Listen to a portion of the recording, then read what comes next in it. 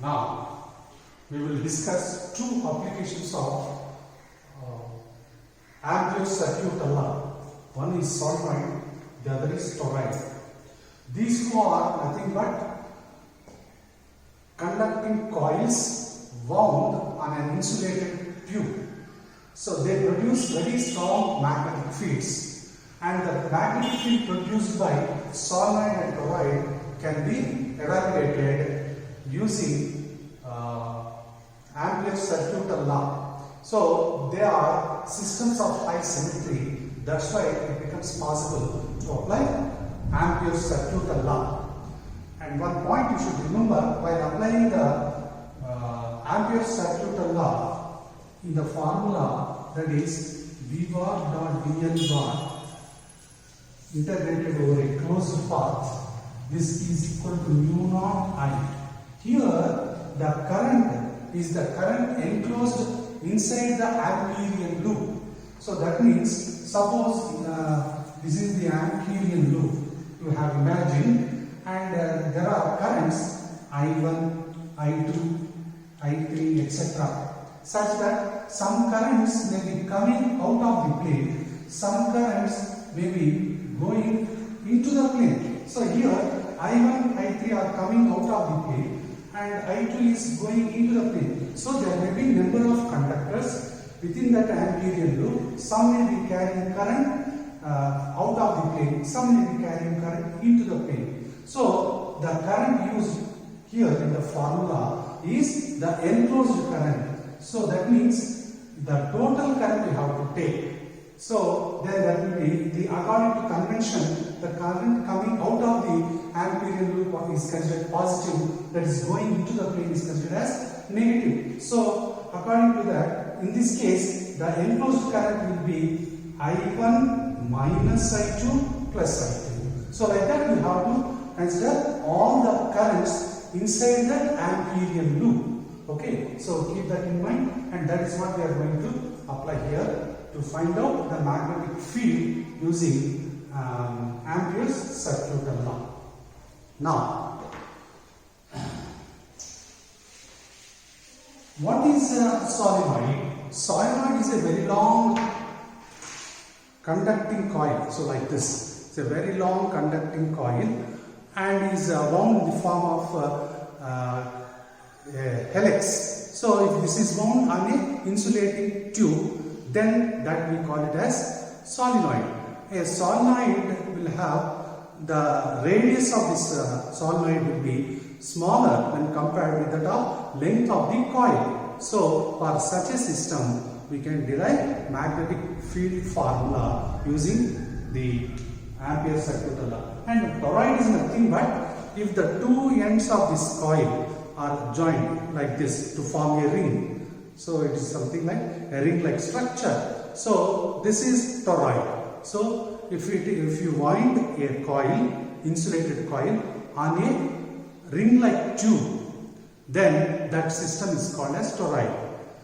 Solenoid and toroid are used to produce strong uniform magnetic fields. Solenoid is used in box-type television sets. Nowadays we are not using them because LCDs and LEDs we don't use these solenoids, whereas in this picture tube television sets, solenoids are used for producing strong magnetic fields, and toroid is used in what is known as synchrotron. Okay, so let us apply Ampere's circuit law to find the magnetic field produced in a solenoid. Now, if you see, this is a diagram which shows the magnetic field produced by the current carrying coil. So, if the current is in the direction which you curve the right hand fingers, that thumb shows the magnetic field direction. So, and magnetic field lines are closed curves. So the magnetic field produced here will be stronger inside the tube, but whereas outside near the turns, the magnetic field due to each turn cancels How? Because of opposite sense or opposite direction. So here and here, the near the turns, the magnetic field will cancel out, and at a point far away from the tube, the magnetic field, that is at point Q and at this point R, the magnetic field will be very weak. But the magnetic field will be strong and uniform inside the tube at the center. The direction of the magnetic field will be along the axis of the tube. Okay, so let us take this figure which represents a solenoid, and here this dot shows the currents coming out, and this cross mark shows the current going in. So it is wound like this, the current is going like this. So therefore the symbols shows the direction of the current. Suppose we draw an Amperian loop, rectangular shaped Amperian loop A, B, C, D. So let that be the Amperian loop, and the current in each turn, let it be, say, some I. Now let the length of the Amperian loop be H. According to our Ampere circuit law, V bar dot dl. So you have to take this closed path integral of V bar dot dl. So since both are in the same direction, so this is nothing but integral on closed path V dl. And this integration will be only for that dl part, that is the total length of the wire or the conductor. Therefore, I will take this one, that is closed path integral VDL is equal to mu naught into the enclosed current. This is the enclosed current. Using that, I can write like this. Suppose the magnetic field is constant, uniform and constant, and total length of the conductor is, say, some L. So that is equal to mu naught into IP. Here, enclosed current means you have to consider each turn. Suppose if there are n turns per unit length of the solenoid, let us assume that there are n turns per unit length of the solenoid. Then the total number of turns will be n into h. So that length will be h. So in a length of h, you will have how many number of turns? Nh turns. And here L is equal to h. Therefore, I can write the formula like this. So B into h is equal to mu naught into I means, so total number of turns is this into current in each turn. So I, that is, here in the place of the length of the conductor, I am taking this much part. Hence, in a length of h, there are how many turns? Nh turns, and in each turn a current I is flowing. So this gives the total enclosed current. Hence, this h gets cancelled. V will be equal to mu naught Ni. So this is the magnetic field inside a solenoid. So as per the previous discussion, outside the solenoid, the magnetic field will be 0. So using this formula, by assuming an Amperian loop, so we calculate the magnetic field inside a solenoid. Similarly, this is a toroid. In the toroid, so as the current is going like this, as in the figure, so you can imagine the magnetic field produced will be the magnetic field lines are circular paths. So that shows the circular path. So if I take the current like this, so it is going like this. So the direction of the magnetic field will be like this inside the tube. Then what about the outside and the empty space inside the tube? The field will be 0. So we can continue our argument using the Biot-Savart law. So that is say, let us say BL.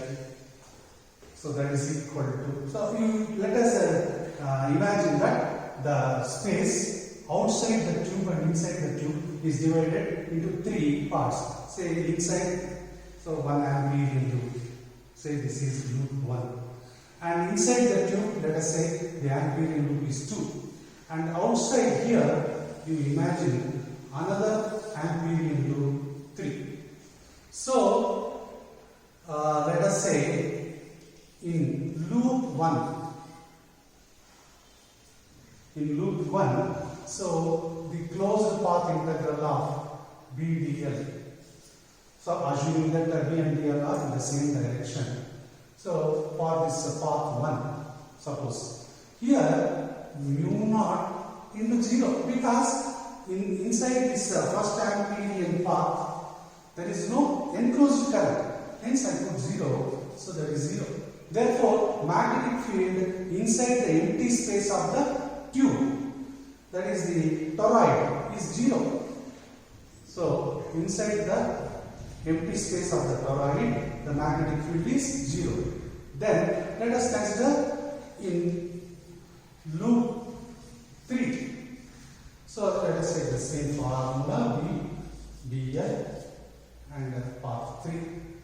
Here also, you observe that. So, if you have a winding like this, so the current is going in and coming out. So, therefore, the same current goes in and comes out. So, if you calculate the enclosed current, the total enclosed current will be 0. Whatever current goes like this is coming out around the tube. Therefore, within this ampere loop 3, the net enclosed current is again 0. Hence, the product is 0. Therefore, magnetic field is 0. Hence, we can say that the magnetic field inside the solenoid, outside the solenoid is 0. But whereas inside the tube, the magnetic field exists. So that is closed path integral B dl. So that is equal to mu naught IE. That is enclosed current. So here we will make use of. Suppose, what is the enclosed current inside the tube of the toroid? Here, let R be the average radius of the toroid. If R is the average radius, and suppose there are total capital N number of turns, and in each turn, that is, there is a current of say I. So this gives the enclosed current. Therefore, your B dl closed path integral is given by mu naught Ni. Suppose R is the average radius, and if B is a constant value, then the closed path integral of dl will be 2 pi r.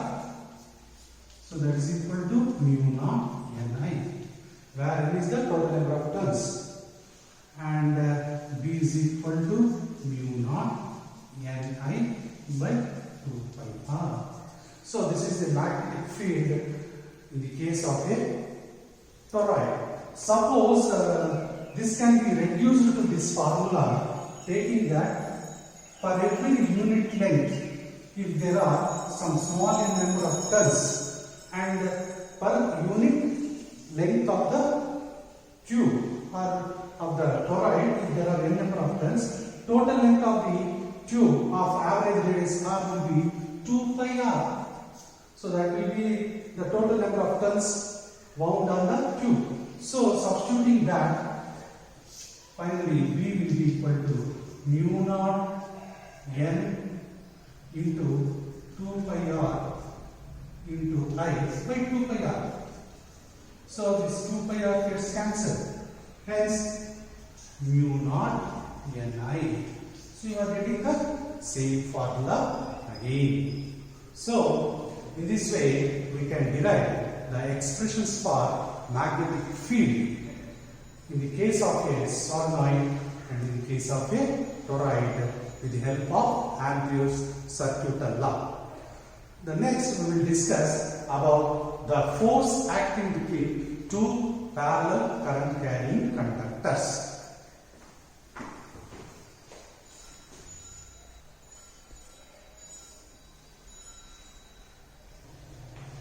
Consider two very long current carrying conductors A and B carrying current of IA and IB separated by a distance D from each other and kept in A. So we know the current carrying conductors produces a magnetic field. This conductor will produce a magnetic field this side that will be into the plane of the board, hence it will produce a magnetic field B. So let us say that is A. And similarly, this IB current will produce a magnetic field on the side of this conductor A. So like this. So here that means this is the current direction and here is your conductor A. Therefore, this B conductor will produce a magnetic field that will be coming out of the plane of the board. So this is the magnetic field produced by this. Now, a current carrying conductor in the magnetic field will experience a force, and that we studied under Lorentz force. That is the magnetic force. And let us say first on B, that is force on B. So that is given by BIL sin theta. So each charge will experience a force, and due to the charges flowing through the conductor, it will experience a net force, and that is already shown that force acting on a current carrying conductor kept in a magnetic field. So we derived this formula where theta is the angle between the magnetic field and the current direction. So in this case, the magnetic field and current direction are perpendicular to each other. So magnetic field is like this, current is going like this. So here, observe that it is going like this and the current is like this. So they are perpendicular, hence sin theta will be 1. So this is BIL.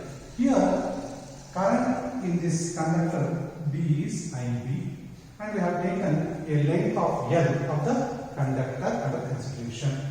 And B here is the magnetic field produced by A. So I have put A suffix.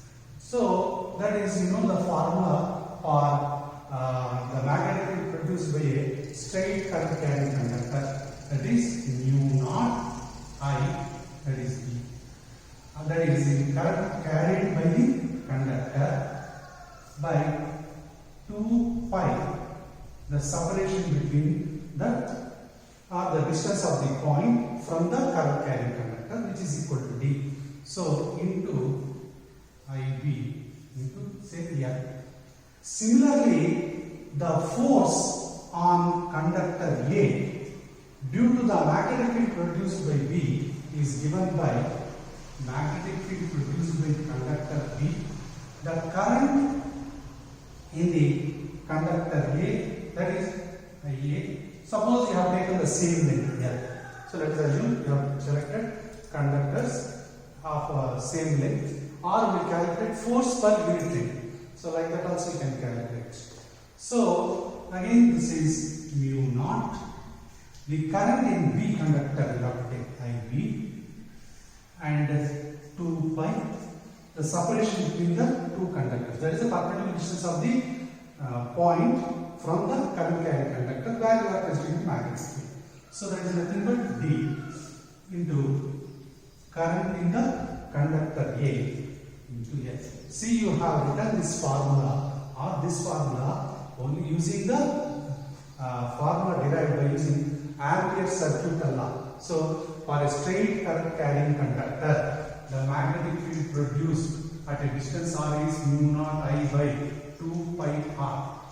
So this is what we derived. So the same formula applied here and here, but only thing is that here for the force on B, you have to take the field produced by A. Hence the current through A you have to take.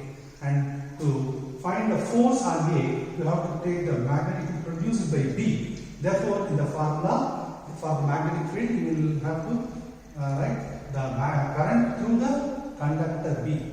Whereas the currents are in the respective conductors. So here IB, because force on B you are calculating, and here the force on A you are calculating. But if you observe, both are same. Both are equal in magnitude. That is, magnitude of FA and magnitude of FB are same. The magnitude are same. And what about the directions? So, right hand palm rule we can use to find the direction of the magnetic force. So, let us see on this conductor A. So, this is the current direction, and suppose what is the magnetic field direction? Like this. So, it is like this. This is the current direction, and the magnetic field is coming. Therefore, I have to keep it like this: the current direction and magnetic field direction, to draw the normal. So, like this. So, the normal will be like this. Therefore, this will be the direction of the force on A due to this B. Similarly, here the magnetic field is in this, the current is going along the direction of the thumb. So draw the normal to the palm. So it will be in this direction. So the force on B will be like this. So that means the forces are equal and opposite. Therefore, FA is equal but opposite in direction to FB. So that means they attract each other because they are towards each other. Therefore, the conductors come nearer. That means if the currents are in the same sense through the conductors or in the same direction, the conductors attract.